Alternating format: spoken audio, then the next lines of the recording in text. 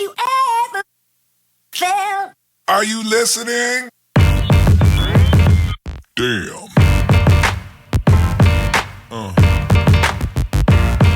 Yeah. Yeah. Yeah.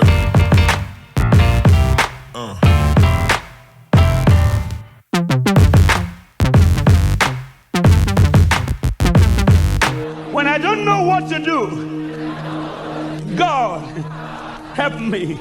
When I'm in trouble, God, help me. When I'm weak, God, help me. When I'm down, God, help me. When I'm in confusion, God, help me. Hallelujah. One thing about black people, they're the most ungrateful people on planet Earth.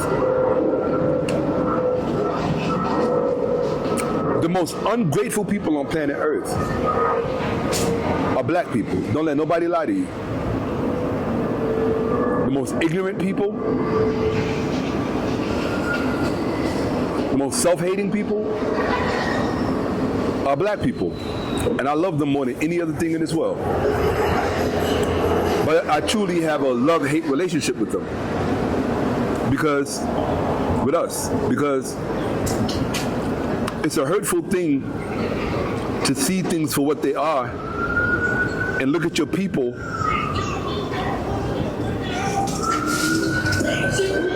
sign a deal with the devil and be proud of it. That's what these churches are.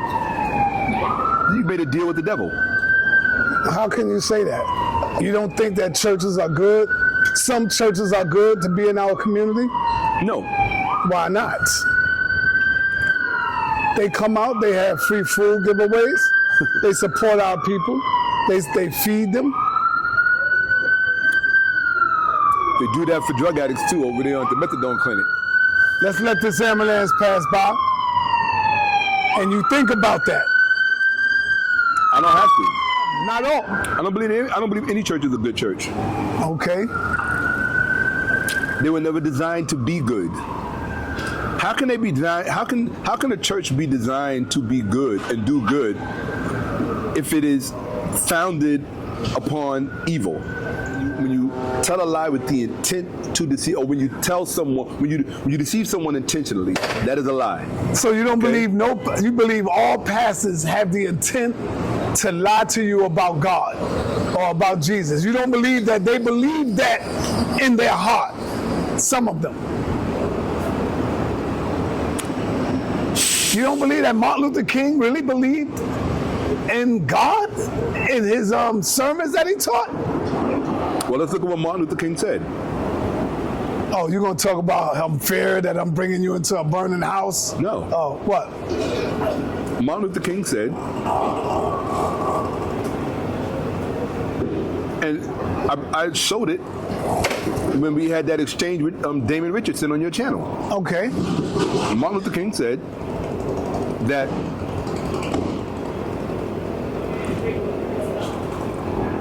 Osiris and Isis had great influence on Christianity. Yes. Martin Luther King said that in modern times, Christians perpetuate the worship of Osiris by worshiping Jesus. Martin Luther King said that. Okay. Martin Luther King also said that the books in the Bible came out of the Egyptian text. So therefore, he didn't lie. He wasn't lying about anything. So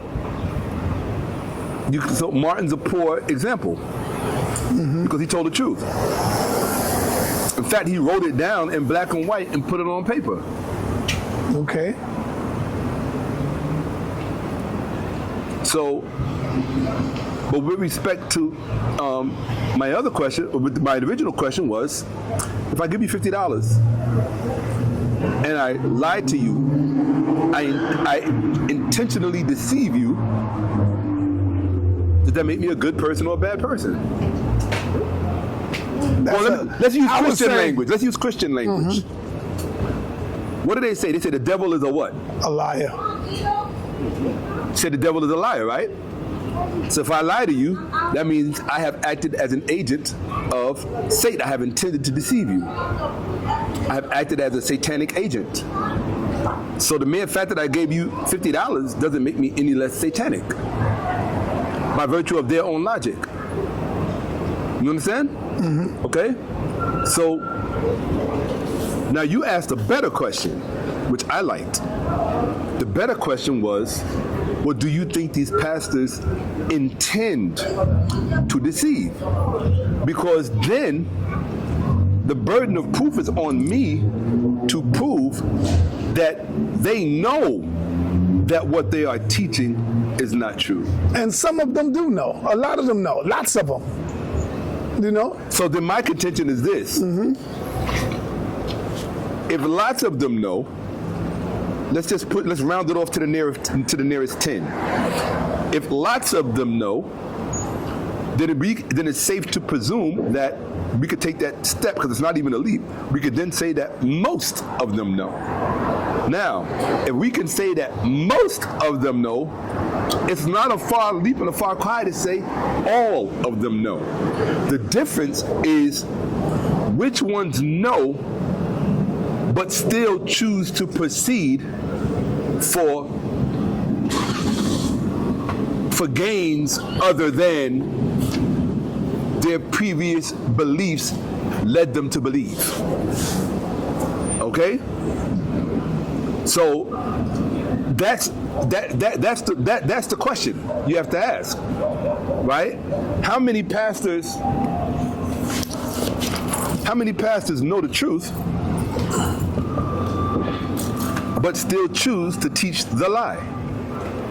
All right, so let me be very clear on that. All churches are bad because any place that miseducates you and they earn their money by miseducating you cannot be good. And it's not that it's less bad because you cannot directly see the causation with the naked eye of all of the ills that come from these institutions. It doesn't make it any less bad, right? It's like if you get cancer because your neighbor on the third floor was smoking cigarettes too much and it was seeping up through your walls and all those chemicals got in you. Just because you couldn't see it doesn't mean it was less bad. You still got the same diagnosis. You still got the same outcome.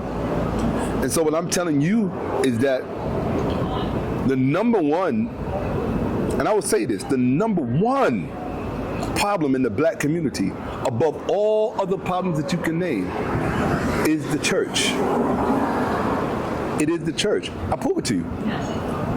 When you look at any situation, any environment, or any ecosystem, if there is a systemic problem, the first thing that you have to do is, in order to solve the problem, is you have to look at what is at the center or the heart of the community. Well, what is at the center and the heart of all black communities throughout America? The church. The church is at the center and the heart of all black communities throughout America. So if all black communities throughout America exhibit the same dysfunctions, then it's only common sense to look at what's at the heart of it. And it's the church. It doesn't make sense to leave something evil in your midst, pretend it's not there, and then complain about all of the ills and the outcomes that come from it. That's a backwards hustle. That's somebody with a low IQ who can't problem solve. When you're problem solving, you have to look at, nothing is off the table. You have to look at everything. And it only makes sense to start from ground zero. So in the black community throughout America, that's the church. It's not the mosque, right? Black people haven't been Muslims in great numbers in America. Now I want you to see numbers, because numbers don't lie. Okay. People lie, numbers don't lie. No, you pull it up for me, please, right? Just type in, what is the percentage of African Americans who are Christian? That's all I want to know. What is the percentage of African Americans who are Christian? Well, I know it's going to be Christian. Percentage of African Americans. It's going to be Christians. African Americans who are. Christian. What is the percentage of African Americans who are Christian? It has to be What are asked the like that. percentage of African Americans who are Christians? Should have did that earlier. How many? 72 to 73% of African American adults identify as Christian. 3/4 of African Americans are Christian. Now, if you have a mental, psychological, debilitating situation in your community, and the majority of the fucking people in the community are connected to that one thing, you're not a doctor if you can't look and see that this is the fucking problem with the community. It means you're mathematically illiterate. That's what it means. You can't count and you don't understand percentages. What are the percentages of African Americans who are Muslim? Watch this number. Approximately 2% of African Americans are Muslim, while a relatively small percentage of the total. The point I was making is that all churches are bad. All churches are bad because, okay, let me put it like this. All churches are bad for African Americans. I'll take that. Okay. I'm with you on that now. All right. Yes. All churches are bad for African Americans. Now, from my opinion, I'm gonna still go back to default to all churches are bad. All churches are bad because here's why all churches are bad. I could say that all churches are bad only for African Americans, but they're good for white people, Spanish people, and others. The problem with that is that because of the power differential, black people at some point will be subject to the fallacies stemming from those lies.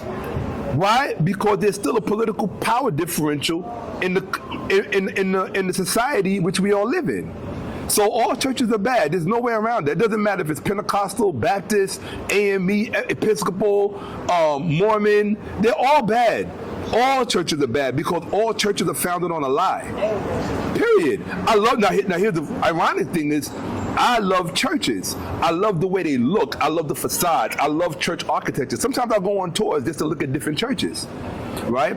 Now let me tell you what I do love about Christianity and what I do love about church. Even though I'm not contradicting myself and there's no conflict in what I'm saying. What I love about church, and even what I love about Jesus, what I love about Jesus is, I can imagine a Christian having diarrhea right now because I said what I love about Jesus. What I love about Jesus is that when you study him, when you study the story properly, it will lead you. See, I knocked the lid off. Me, Shakka getting ready to knock the lid off of it, right? It will lead you to Kemet. It will lead you to Kemet. In fact, that was the whole point of contention between Jesus and the Jews in the story. Now, when you say it leads you to Kemet, what do you mean? I thought it would lead you far away from Kemet. No, it wouldn't. Go ahead. No. How could Jesus lead you far away from Kemet? Hail to the King. That's right. How could Jesus lead you far away from Kemet when his whole eschatological message was Kemetic? That doesn't make sense. You said Jesus' message was Kemetic? Yeah, it was. Absolutely. The whole message is Kemetic. The whole story is a Kemetic story. Yeah, it's a Kemetic story with a Hellenistic overlay over it. That's all. It just has a Hellenistic overlay. That's all. But it's a Kemetic story. Or to use layman's terms, it's an ancient Egyptian story. The story of Jesus is an ancient. Have you ever felt? Are you listening? Damn.